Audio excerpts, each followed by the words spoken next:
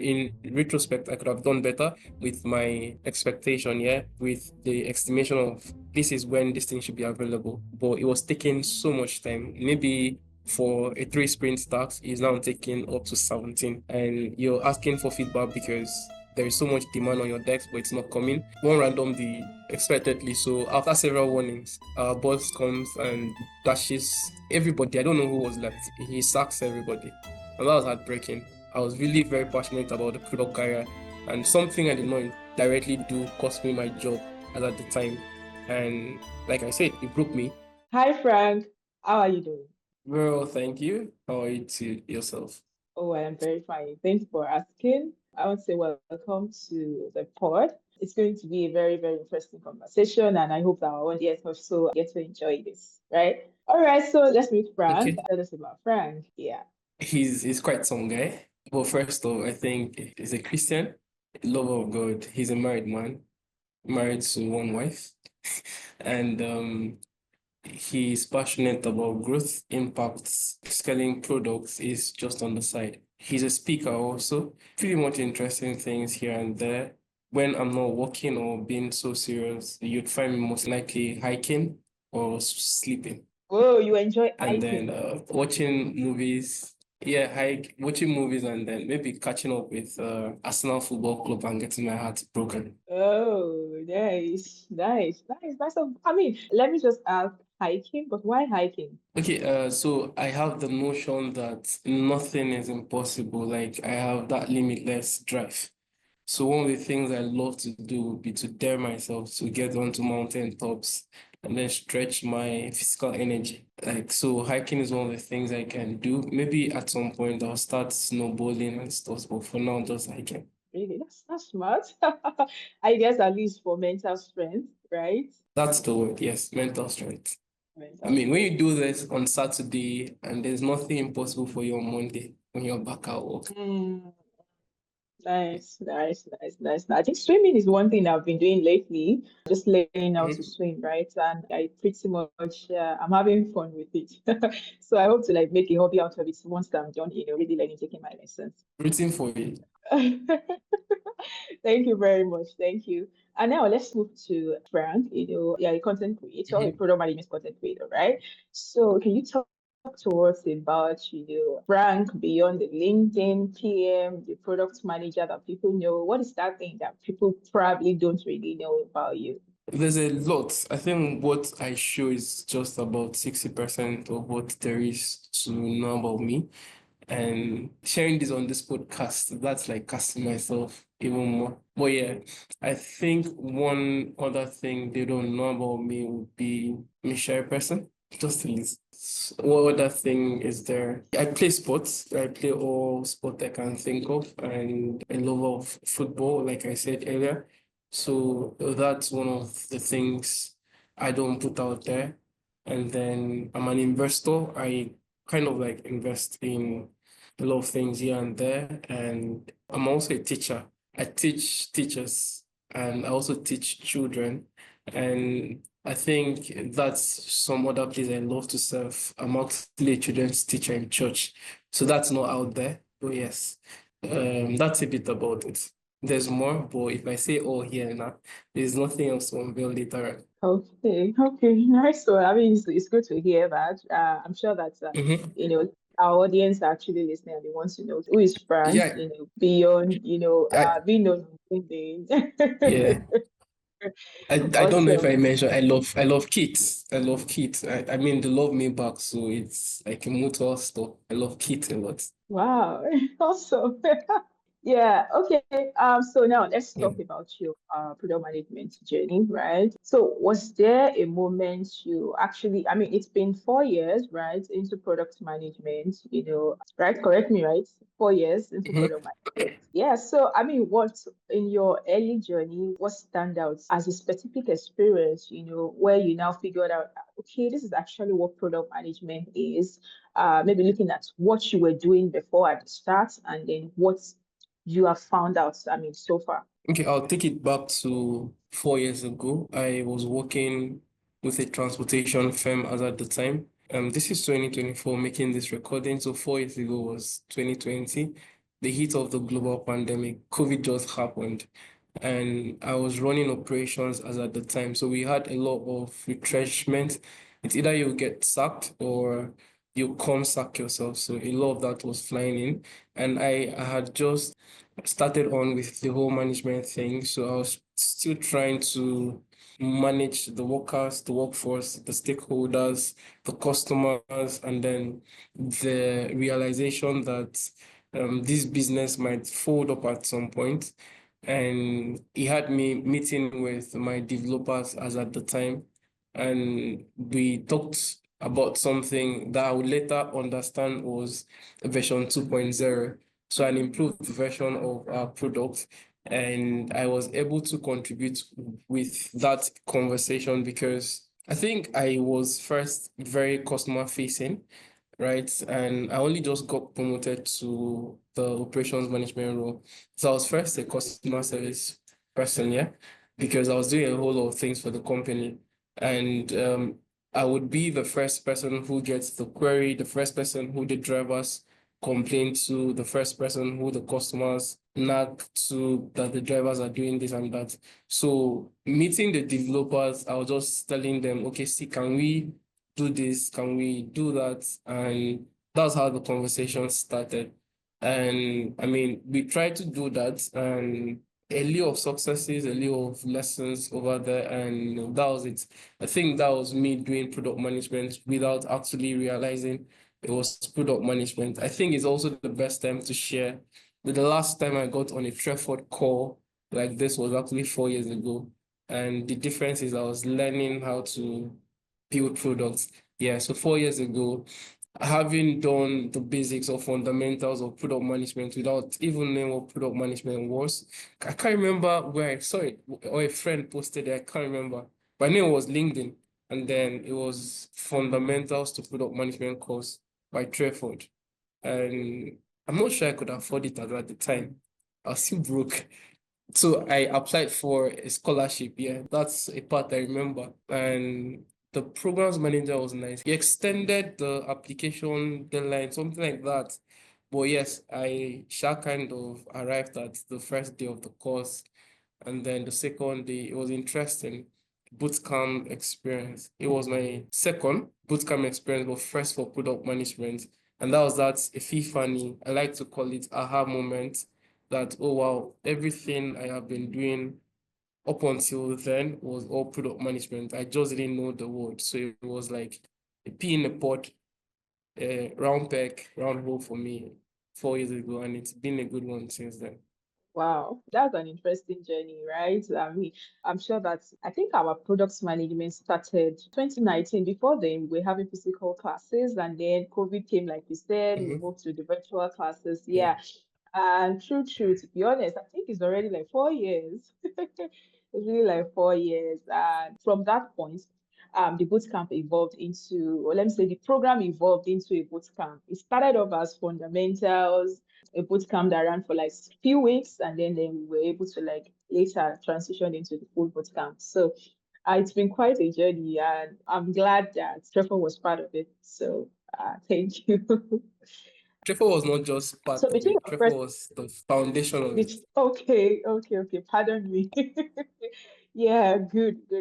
All right. So between your first pre-em product, yeah, I know that you talked about how you started off, doing things around product management without even knowing you were doing product management already. So looking back at your first role and now moving into your, second role, what surprised you the most? Like, what did you realize? What did you figure out?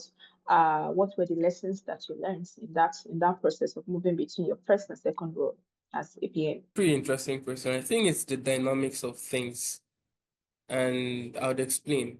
Dynamics in the sense that it didn't stay the same from one industry, from one company, from one role as a PM to another company, same PM, but a different industry, a different company. I was surprised that it didn't stay the same. Over there, I think we were doing Scrum. We came here, we introduced Agile and all of that. So it had me adopting to change fast and early. I needed to unlearn, relearn, and then learn again, yeah. But one interesting bit of it is if you know the fundamentals, if you know the core of what you're doing, the processes will just be seamless. If you know the foundation or the fundamentals of whatever you're doing, yeah, if there's a change in frameworks, it doesn't really affect you.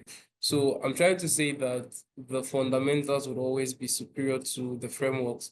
As a PM, there are certain fundamentals, and then if there is maybe a different framework, safe today or agile tomorrow or the next year, something else comes up, it would still be you relying on that fundamentals. So me leaving one role and another, and it's pretty different, going to another industry, going to another company, they're all speaking different languages, but meaning the same thing. I think that was pretty surprising.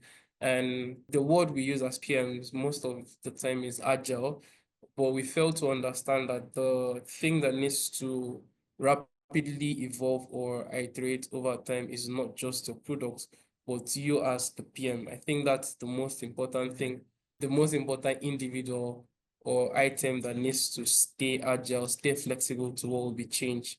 And yeah, that was it for me. Makes sense. Makes sense. So pretty much industry to industry, different approaches. But I think, Yeah. like you said, one thing that is common is, being agile, and then also your problem solving skills and all of that. Mm-hmm. All right. Thank you. Thank you for that. Thank you for that. So the next question is, when you're transitioning, right? There is this, I know that people ask questions. I often see these questions among PMs, especially people in the early stage, where they try to ask and say, at what point should you move maybe to the next company, right? So now putting it to you that, been in this for quite a while and you've moved in between companies, how did you know that after your first job, as a PM, how did you know that it was time for you to move to the next one? I think it's circumstantial, yeah. And it would vary from PM to PM, from individual to individual, from event to event. I didn't know I would move. It was just that we're building and we had that investors conversation for my first role, and it didn't just kill, right? I knew that if I had to move on to a different level, something had to scale. It's either the product I was building or the person building the product. But one thing needed to scale, and the product was not scaling. We were not getting the funds that we needed as at the time. We tried all the hackathons and stuff, and that was the cue for me that okay, this served me as a starter to my career, and maybe I just need to move on to another industry or another product company and still keep serving. Not be like say my placenta did or anything, but I still feel drawn and emotional to that first product because it gave me a lot of first opportunities, learning team, my first fight with developers and all of that. But yeah, having seen that it was not going to scale beyond what we're doing as at the time, I needed to move away. Yeah. So pretty much growth was significant for you, seeing like the impact, the progress that you're making was pivotal to your decision of, moving between Yeah. jobs.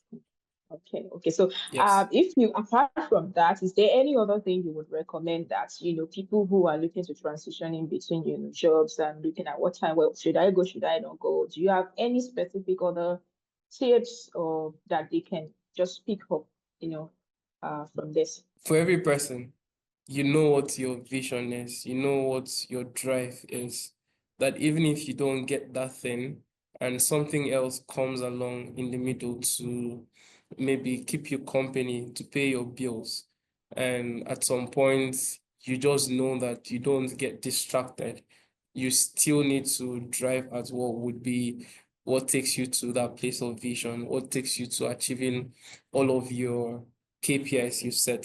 And I would speak like this because I'm a product manager, but truthfully, yeah, if a product manager, just as he's building a product, he knows that these are certain KPIs or metrics the person needs to achieve in a year, in 2 years, in 3 years. And then along the way, short-term goal is achieved, but the long-term goal, it's not met, and it doesn't look like it's going to be met. It's still bleak. I believe you have to then understand that even if this thing currently pays your bill, for instance, I started my first job in a certain industry, and then it may have not been an industry of interest as at the time. I mentioned I started in transportation sector, but I had passion for ed tech, I had passion for agri-tech because of my other backgrounds.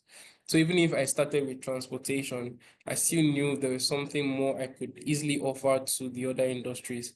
And I mean, that could be it for anyone who is listening, that regardless of what currently is fitting on footing bills, you don't, or you never forget what you have as your core vision for the year, long term or short term, mid term. You don't forget it. And then even if it doesn't happen in the first year, you keep driving. So this would then mean, bad advice though, but there are sometimes you're working on a job and you're still looking for another job. The trick is just working on the job that gets you the job that gets you the job for the job you actually need, and that's more like it. Thank you. That was quite insightful. And then, and that brings me to the question that what are the myths, or let me say, misconceptions that people have about product management, or that you see going on around, in the product management community, and you feel a lot of people need to like kind of come out and talk about it, or maybe people should even actually challenge it. Numero uno, product manager, he is not a mini CEO. I don't know who started the charade, but we are more of servants than even bosses. So it's something that's, I mean, you think that you are going to have all the authorities in the world and disseminate this authority because in a boot camp you call the mini CEO, but it's never the case. You're more going to be like maybe a servant leader rather than a CEO. You're never going to be that CEO. I mean, even if you try to be, your team members will show you a lot of shaggy. So you just have to cuckoo humble yourself early enough. And then the second bit is product manager or product management role is the easiest route to tech. It's a misconception. It's far from the truth. It's not, it's one of the, I'll say hard now, to be another misconception, but it's never the easiest route to take. It has a whole lot of layers. It's like an onion bulb. You keep unraveling it and stuff. Yes, it's an interesting route to take, but it's not the easiest. It's not the easiest for many reasons. One of it is you need to understand some basics of other fields. You need to understand the basics in software development. Even if you don't know how to code, you just need to know how it works. You need to understand the basics in design or user experience in business as well. So even with data analysis and stuff. So if you think it's just a walk in the park, no, it's not. The third thing would be there's never a day off for a product manager. I think that's a misconception. Yes, you are in charge of the success of the product and end-to-end processes. But if you're putting systems in place to ensure a smooth running, you don't always have to be in all the calls. You don't have to be in all the meetings. You don't have to do everything 24/7. I mean, there are systems, and then there's also personal time management that you put in place that, okay, I mean, thanks to some AI tools like the one we are currently using now, we are taking notes and you don't need to take note yourself. So as a PM, there's an adage here, but it's not because you're working so hard that get the job done. You can actually work smart as a PM and still get the job done. So you're stressing yourself, you're not resting, you're not taking a break, and you feel you're doing this because you're the PM. Well, come on, you'll break down and your team breaks down because I believe if you're stable, if you're resting enough, it gets the product even better. So take time off to rest as a PM. No be only you are welcome. No, be only you are Kako. That's a very good, I mean, line to close the answer. That's a very good line. Yes. Yeah, I think it's because of the kind of, the fact that you have a lot of people to manage as a product manager is why a lot of people, the narrative has been going on around, no time to rest. And I think for people in startups, don't you think they might actually share this reality of where they have so much to do that they don't know how to, or they don't get to even rest, people in very early stage startups? Yeah, I get that a product manager for a startup is the project manager, is the operations manager, is the all of that. But I mean, if you know your core role and you're able to execute it, regardless of the other things you're doing, you can, like I said, still first off manage yourself. Manage yourself as the most important product. And if you're able to manage self as the most important product, it's better for your team and then it's better for the product you're building. But if you're not able to manage self, everything else is haywire. Self, I don't know, should I say self-importance or Maybe just self? self-management. Oh yeah, thank you. Self-management, very, very important. Thank you very much. All right, so if there's any superpower or let me say skill or whatever that, accelerated your growth up to this point, what would that be? I mean, if you were to mention it, or if somebody just stops you by the road and say, "Hi, Frank, tell me, what's that one skill, one mindset, or whatever it is that has helped you keep consistent, at this product management Okay, thing?" so when you started off, I thought you were going to ask one superpower you wish you had. I was very quick to answer that one. But if there's one that helped me scale my career, it would amazingly be the fact that I'm empath. So what I mean is emotional intelligence, managing people, or people management basically. Like at the start of my career, it was more than just the process. It was more than just the product for me. It was my team. And being someone who cares to no fault, I was always in front of most of those chariots that come in. I was almost always taking the blue for the team. So I just put myself in their shoes, try to understand what they were doing. And that was it for me. People management. And it has pros, it has cons. But one of the benefits with managing people excellently is not just for the product itself, but for my career. I mean, the question is, how did it help scale my career? So when you're finishing one job or maybe a contract with your designer, and then it's not because of the product that was built, but the relationship established with that designer, and they make a great recommendation for you, or they get that first dollar job gig or stuff, and then they're like, there's one interesting product manager I worked with, and you need to have him on your team. So that's really helped scale my career. First, being really empathic with working with my team members and then putting a good word for me.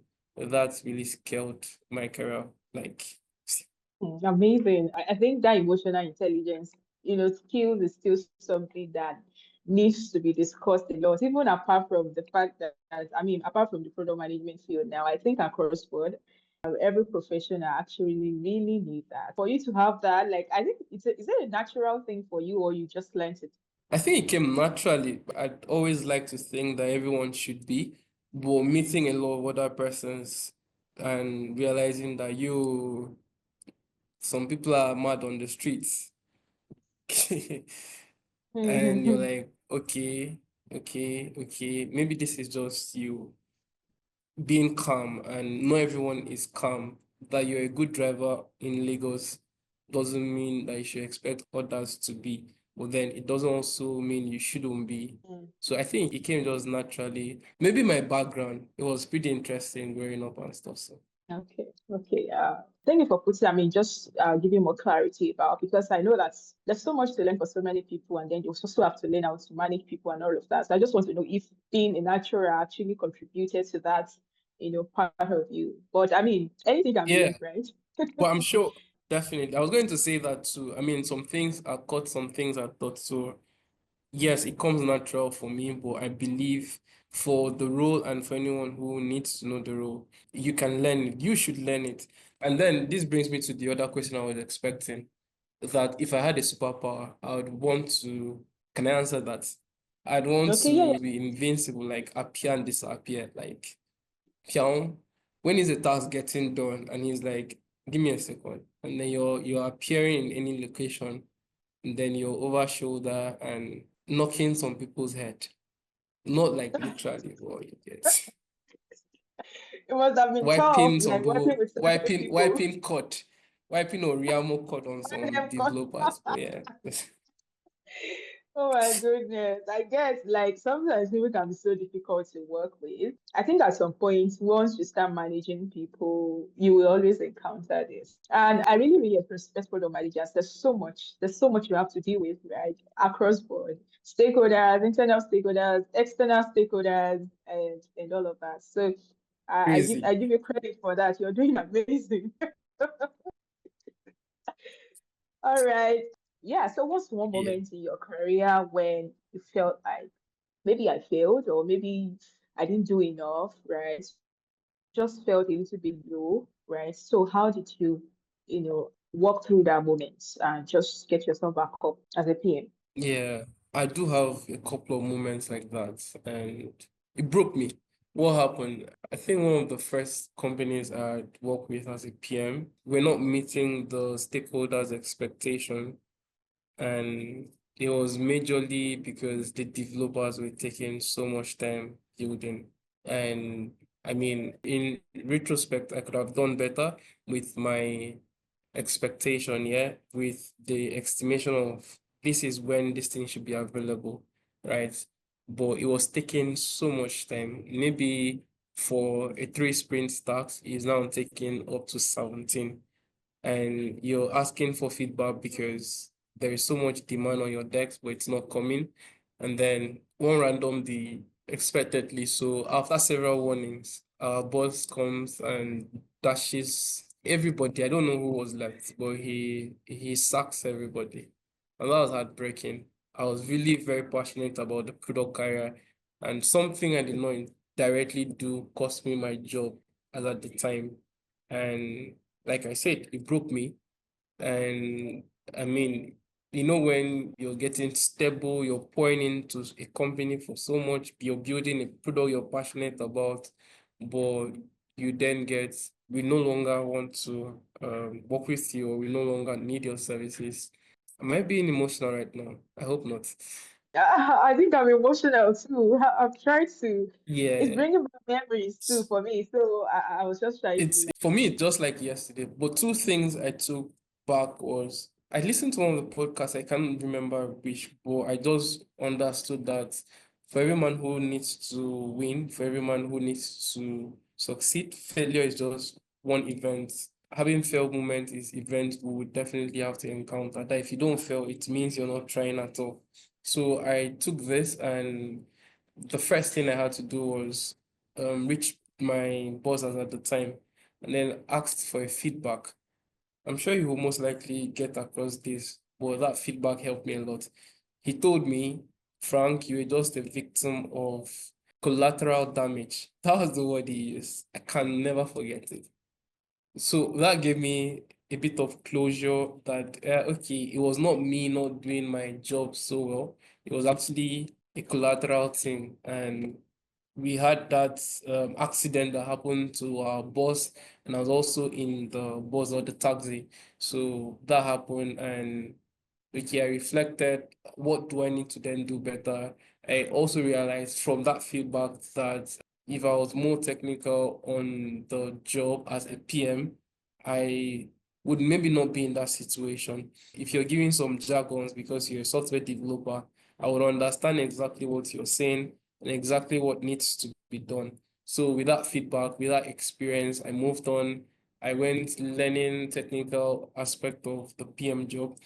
Recall, I was good, very great with the business and strategy bit, and maybe user experience too, from because of my background, but technical was not so much. So that experience made me go back to grind. And I mean, I actually did not want to speak with those guys again, but they're still my friends today. So yeah, I moved past it, and we're all in a better place. I'm glad that you actually picked a lesson from that, and then Yeah. you also found opportunity. You saw a skill gap, right? I think that's one of the Hmm. ways to actually learn from any experience. Like pick the lessons, improve, and move on. Like that's really the best way to grow. So glad to know that you're able to move past that, and also forge your way ahead. So great. Yeah. Now let's talk about you being a PM creator, right? So let's talk about your motivation around this. How did Frank, the PM content creator, start? Like, how have you been able to also manage that alongside your work, your busy schedule, and every other thing, family and stuff? Okay, so to be honest, I mean, it just happened. I did not start out to be a product management content creator. It was just that I loved to write, and it's a soft skill I'm really good at. And so, starting out my career, I was just writing, which is documenting my experiences as a product manager while I was still learning. And I think I had a hashtag then, journey to product. So I was just documenting and then sharing some of it. And I mean, the second year, the third year, the fourth year, I was still doing this. It then turns out to be that I was not just sharing as at the time in recent events. I was not just sharing what I was learning, I was sharing from wealth of experience I've now garnered over the years. So it was pretty amazing that people reach out and they're like, that post you made was for me, or I used your content to build my product, or you posted something I could really resonate with. So I'm like, wow, really? I'll just write, you know. So it just made me want to do more. It's like a ripple effect of, okay, I was just doing this thing like carelessly, yeah, because I love to do it. And then it actually means so much to some persons. You offering value, it's great impact to them. You're now getting recognition for it. So we now try to, okay, there's something called scheduling. Or you have to now schedule your post, and every 8:45, a post has to go out there. Oh, there's something now called article writing. You now have to now contribute articles to LinkedIn or getting on all of those calls, content creation. So it just happened. I didn't plan it. It was just, okay, I was having fun while writing, and it now makes sense to a lot of persons. So let's get serious doing it. Well, that's a good word into it. I would have assumed that you actually wanted to, just make sure that you like thought leadership and all of those things. That was probably an intentional part. But it's good to know that this was like a spontaneous thing, right? And then you saw it as an opportunity to share your experience and, for those who Yeah. actually found it valuable. So, yeah, thank you very much. All right, so we're wrapping up. Yeah, I just have a few more questions for you. So, what's the truth? I don't know if we talked about this earlier, but let me just touch on it again. What is the truth about product management that isn't as glamorous, or let me say as nice as people say it is about product management? Product management is one word, hard. A lot of sentences. Product management is like onion bulb. It keeps unraveling. You're one day thinking, oh, you finally hacked this thing, and the next day you're like, what am I doing? And I mean, the good part of it is it makes you want to keep learning. It makes you want to keep refining. There's always something new to know. There's always something new to add up. And your life never stays the same, right? So if you're just coming into products, like I said, it's a misconception to think it's easy. The truth is, it is hard. But the good part of it being hard is you're hardcore, and you would have a lot of opportunities to learn, to catch up, to close the gap. Yeah. Amazing. Cool. So just the last question. I know we've said a lot, you've shared lots of insight here that it's quite beneficial to me, even personally, even though I'm not a product manager, but I'm sure that even product managers watching this, or any other person that's watching that will watch this actually will find it quite insightful and helpful, and also help them build the momentum they need to scale their careers. So lastly, what excites you about product management, especially about the future of product management? What are you seeing? What has been your observation, around how product management is evolving, at least for the last 4 years, or let me say going 5 years of you being there? What are the things that you're looking forward to? For me, I think product management keeps evolving.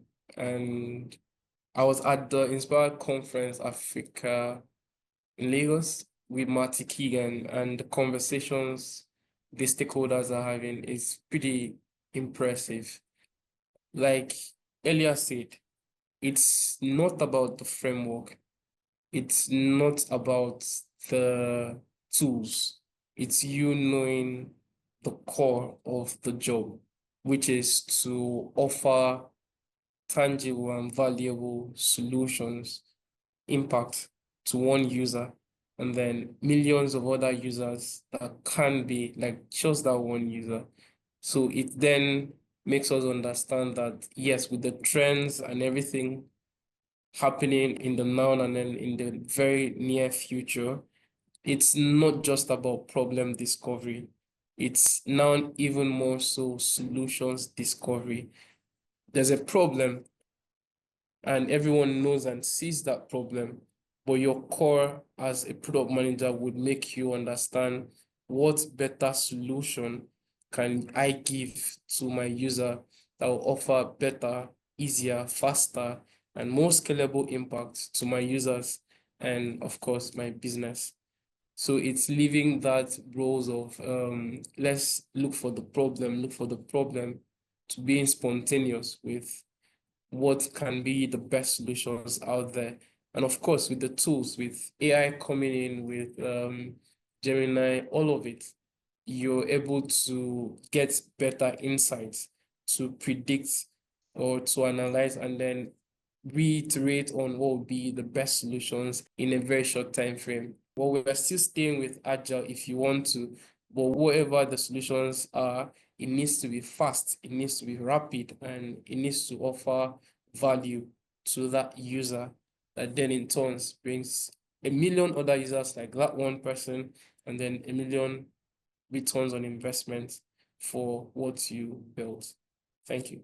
Pretty much. So speedy development, speedy, fast movement to market, and all of that. So yeah, that's good. I think AI Yeah, is doing a lot, and I think it has really helped, take out the boring day-to-day things that usually take our time now to focus on things that are more strategic. So I think that's where we have advantage, as humans, than we're able to think of solutions faster, problem, and solve the deep problems that AI won't, be able to get to. So I'm excited. I'm happy to know that this is the direction you're thinking to, as a PM. All right, lastly, so let's talk about what do you have coming up? Any exciting projects, anything you're looking forward to, doing? Probably it might be outside of work, it might be related to work or something coming up. I mean, for Frank, or maybe that's your followers can look forward to. okay, a lot of things happening. I transitioned into the AI space, so I'm an AI product manager, but more so, at the moment building my brand. So you would see a lot of newsletters. You would also would see a lot of sections coming from my end. Yeah, I'm currently working with a global team, but I also understand that a lot of PMs in Nigeria do not have the opportunity. I'm having content coming in shortly churned out to how you can be in Nigerian market, but you're building solutions globally. Yes. Oh, that's pretty So exciting. I keep think I'll tabs be looking with forward to all of that. that that's coming. Yeah, definitely. I Yeah. think I'll look out for that. Probably some of your content also we can also share in the community, our newsletter. So I'll keep checking out for your profile, check your pages to see if I can see anything. Great job. We've had an exciting conversation today. I don't know, how do you feel about it? Very well. I mean, I'm always happy to say Fairford is where it began. So one call away and I'm appearing like hara.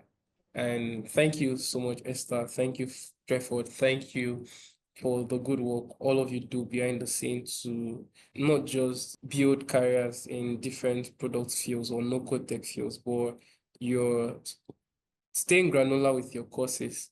You're producing not just raw talent, but you're producing talents that go from raw to refined, giving them all of the core things they need to know when they need to know them. And even for us that we've passed the years, there are still courses that we can still come back to the dashboard and pick one or two and still learn, and it helps our career. So thank you so much for having me. Thank you, Trefford, for the impact he gives to the society.